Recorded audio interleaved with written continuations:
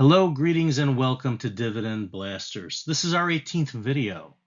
Our topic today is retiring off Microsoft with millions of dollars, the power of the drip. You know, we've all talked about Microsoft in the past. Most of us know what Microsoft is. However, a lot of us think of it as simply a tech company. It is more than just a tech company or a growth company. It's a lot of things, which makes it so unique and such a wonderful investment. It is also a dividend growth company. And as you know, the objective of our channel is focusing on investments to get you to financial independence. And the focus really is around dividend growth investing. Well, Microsoft is a dividend growth investment. It's also a growth investment, which makes it so wonderful. What I'm going to do is I'm going to talk a little bit about Microsoft. I'm going to give you some high-level background. Then we'll go a little deeper. And then I'm going to go through some scenario analyses on an online calculator from a resource that I subscribe to. It's a wonderful tool. If you watched my last video on how to retire off SCHD, I did use that calculator. I'm going to use the same calculator. I think it's wonderful. And it's made by MarketBeat.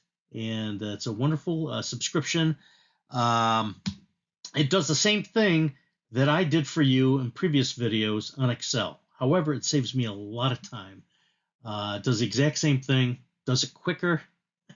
I'm pretty quick, but I'm not that quick. It does it quicker, and I get done quicker, and then I can go off and do other things, which is a good thing. So let's go ahead, and I'm going to give you a quick disclaimer. I am not a financial advisor. I am here to share with you this video for information and education. It reflects my own personal opinions and my experience.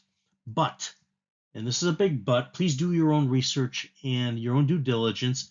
And really importantly, consult a licensed professional financial advisor prior to making any major financial decisions. It's what I do. Now, I've been investing for more than 30 years. I've been very successful investing in stock, in ETFs, and real estate. And more recently, I've gotten into precious metals, so physical gold and silver, as well as a little bit of cryptocurrencies in the last couple of years. But I really love investing in stock, especially dividend growth stock. I like cash flow investments. That is a passion of mine.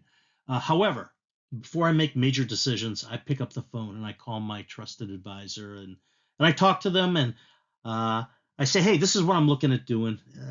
Any issues doing this? You know, I'm basically trying to manage risk, and that is what they're there for, because they know things that we don't know. If they live in this stuff every day, they're there for us, and we want to leverage that. So I urge you to do that. It's a prudent thing to do. Okay, let's move on. Some high-level background on Microsoft. We all know that Microsoft is a global juggernaut. They are the number 2 company in the world by market cap after Apple. Okay, this is a $1 trillion company, more than $1 trillion. They're huge. They develop, they license, and they support software, as well as services, devices, and solutions worldwide. 3 key business segments: productivity and business processes. They have a cloud solutions segment, as well as something called more personal computing. Now, the first segment, productivity and business processes, you're going to recognize things like Microsoft Office, SharePoint, Teams, Office 365, Skype, Outlook, OneDrive. They bought LinkedIn just a few years ago. Of course, that's the professional networking social media platform that most of us are on. And then in their cloud services, you've probably heard of Microsoft Azure. They are basically the competitor to Amazon Web Services. They also have GitHub, and they do license SQL as well. They're in lots of stuff, and they're actually getting into artificial intelligence. And we know that they've made a fairly sizable investment in ChatGPT. They're looking to build a footprint there. And you know what? Maybe they'll try to acquire them. I don't know. But they have made a significant multi-billion-dollar investment in ChatGPT. And that really says something. And if you look at how these companies interface with each other, you know that ChatGPT is a major threat to Google. So it's interesting to see how these things, the dynamics, how they work out at this level. And then let's go to the last segment, more personal computing. This is really their hardware segment.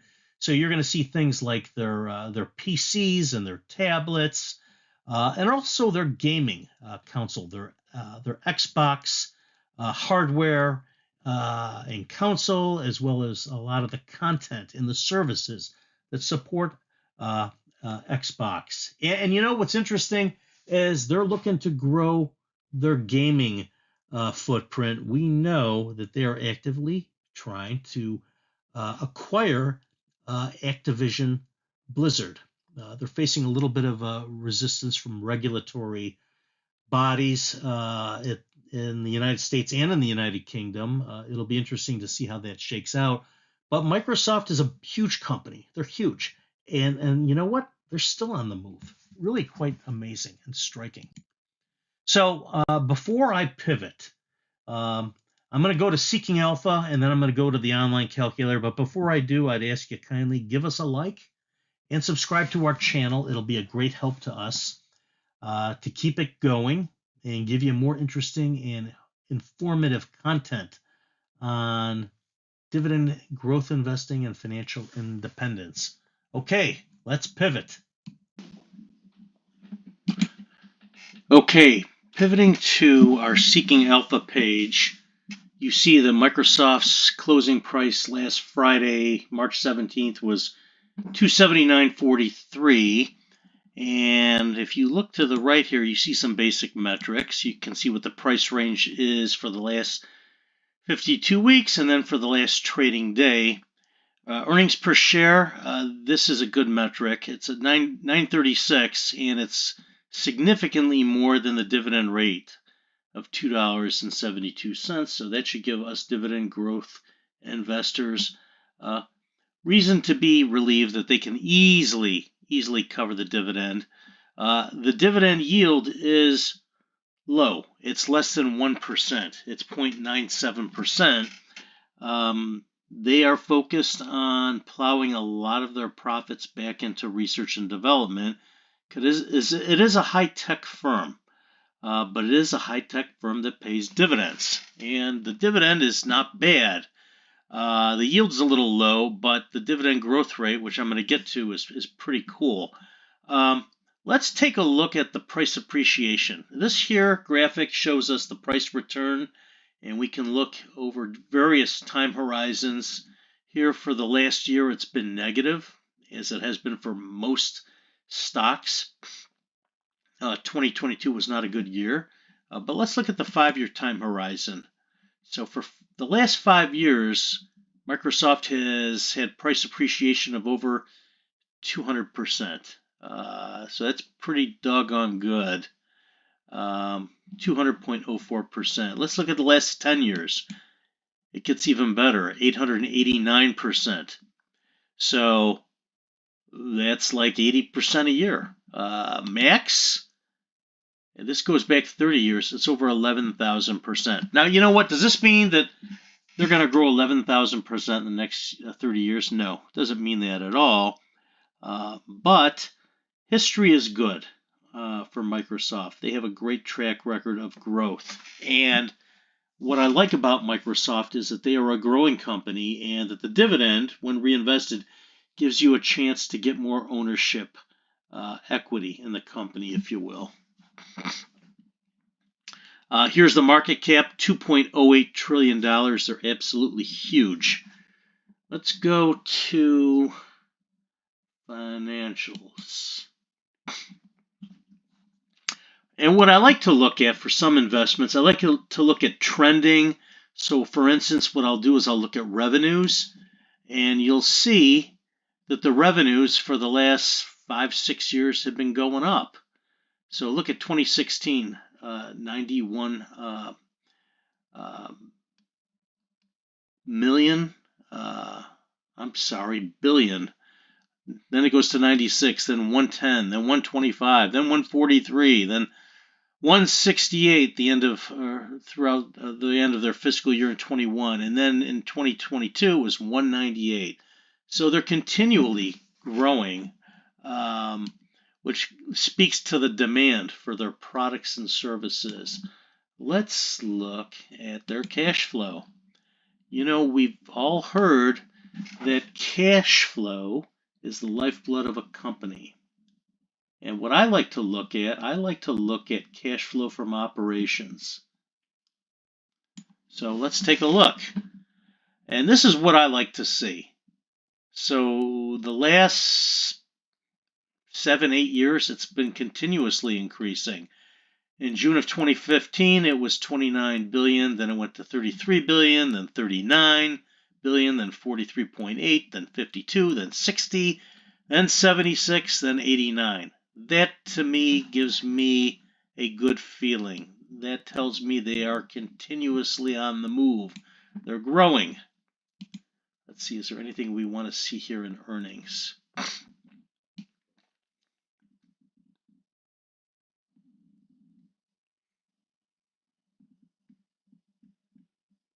Let's go to dividends. Now, as I've said, that the dividend rate is low. It's a little under 1%. That's the yield. That translates to about $2.72 a share, which doesn't sound bad, but the price of the stock is expensive. It's over $270. So, you know, if your platform allows for fractional investing, I strongly recommend it, just to kind of get a defensive position in there. I like their payout ratio. You've heard me say that I like that range to be in the 20 to 60% range. 28% is fine. That tells me that they can easily cover the ratio, or I'm sorry, the dividend. And it's a ratio of the dividend payment to their earnings. So the earnings are more than sufficient to cover it. And this is what I like here, the dividend growth rate, a little under 10%. So they're continuously adding to that dividend yield year after year, and they've been doing it successfully for the last 18 consecutive years. So that's a really good story.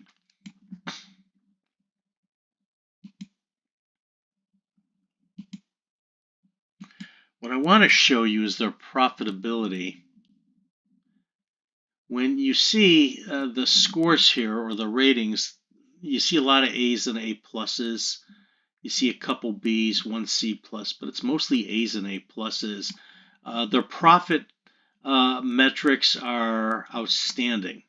They are a very profitable company. Their EBITDA is A plus. Look at how they compare against their competitors in their sector, 48% to 11%. Gross margin, 68% to 49%. Return on total assets, 18.5% to 1.5%. I mean, they're just smoking it. They are absolutely smoking it. Here's the cash flow metric that I just showed you, 84 billion. Their competitors, 56 billion. They're smoking it.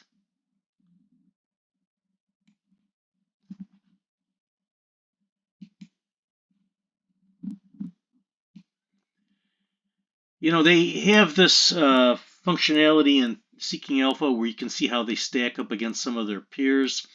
I don't know how close as peers some of these companies are. I mean, I would say Oracle is probably a peer.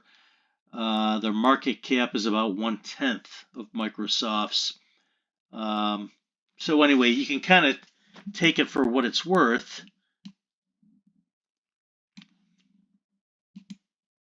Let's look at total return. How do they stack up?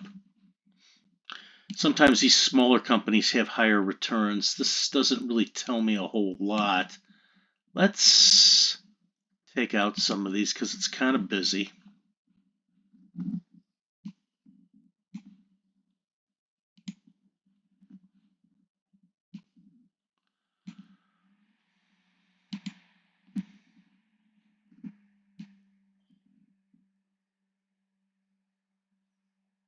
Looks like Oracle's close. And IDAI, I'm not familiar with them. They are way below. So anyway, let's see. They have a nice charting tool in here. This is really more what I wanted to show you. I wanted to show you the return between Microsoft and the S&P 500. So price return, they did a little bit better than the S&P 500. They did finish under slightly with a loss of about 5% in the last 1 year. But let's look at the last 5 years. And this is just price return. We're not even looking at dividends. But the price return is about 5 times as high as the S&P 500. Let's look at total return. And remember, when we look at total return, we're looking at dividends. Now, their dividend is going to be a little bit less than the S&P 500 likely, but they are still above the S&P 500 in total return over the last 5 years. Let's see the last 10 years. And they seem to be pulling away. So this is just giving you a little bit of background on Microsoft, on their price performance and their total performance. Let's go to the online calculator. And I already have Microsoft up here. So let's see. Their closing stock price most recently is $279.43. The yield, here they have 1.02%. That's close. I think we saw 0.997%. I'm going to go with this. The annual dividend growth rate per year, 10.25%. That's fine.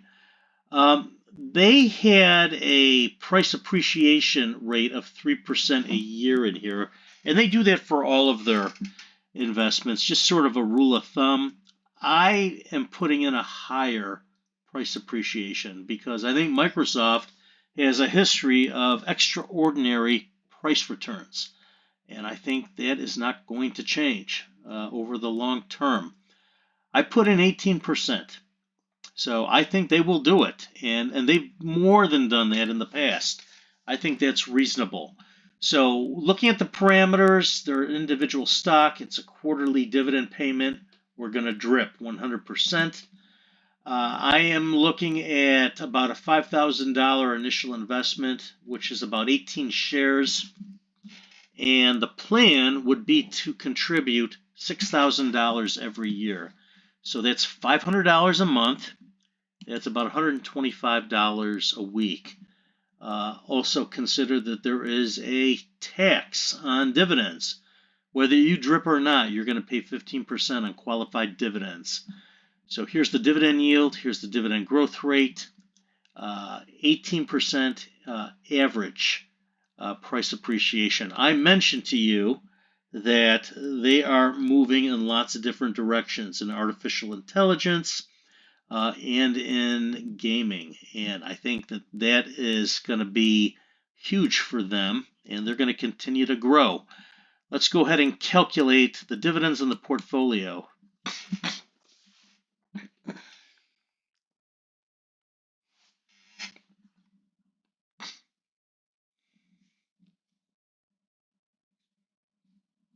Okay, that was quick. And that's a lot quicker than me putting together an Excel spreadsheet. Believe you me. So after 30 years, going ahead and investing and $6,000 a year and reinvesting our dividends, we would expect to see a portfolio balance of $5.8 million. Now, a lot of this is going to be driven by price appreciation, but that dividend growth and that reinvestment is going to help. That's key to this. The total dollars of dividend income is in year 30, it's going to be about $7,000 a year. Now, it's not going to be nearly as much as like the SCHD because that's a higher dividend yield and a comparable dividend growth rate. But this is a different type of investment. This is a growth investment that pays growing dividends. And you will see Microsoft in SCHD and a lot of other leading ETFs. Look at the yield on cost. It's continually going up. It's rather low in the beginning, in the 1% range. It's going to get up to 4%. Not bad, not bad. Ending balance, 5.8 million. Total return, so this is the price appreciation, and this is the dividend growth component. It's going to get you about a 3,000% return. The average annual return each and every year is 12.2%. It's going to be mostly price appreciation, but there is dividends in there. So I would say go for it. Yield on cost, 3.93%. Your total dividend payments that you're going to receive over the 30 years is about $67,000. And here it is year by year. So if you look at, for instance, year 10, actually let's start here earlier. Year 1, you start out with 18 shares. You're going to get $2.85 a share. You're going to get $51 in dividends. After you drip, you're going to have about $5,073. You're going to throw in another $6,000. You're going to have 36 shares. And then your stock price is going to go up. It's going to go up from the $279 to the $329. Your new balance is going to be $11,978. Let's go to year 10. You're going to go from the 18 shares, the 36 shares, to the 113 shares. Your dividend's going to be $6.86 per share, and that's going to come to about $780. Your portfolio, after you drip, is going to be almost $142K. You're going to throw in another $6K. You're going to have 118 shares. Your stock price is going to be upwards of $1,462. Your new balance is going to be over $173,000. Let's go to year 20.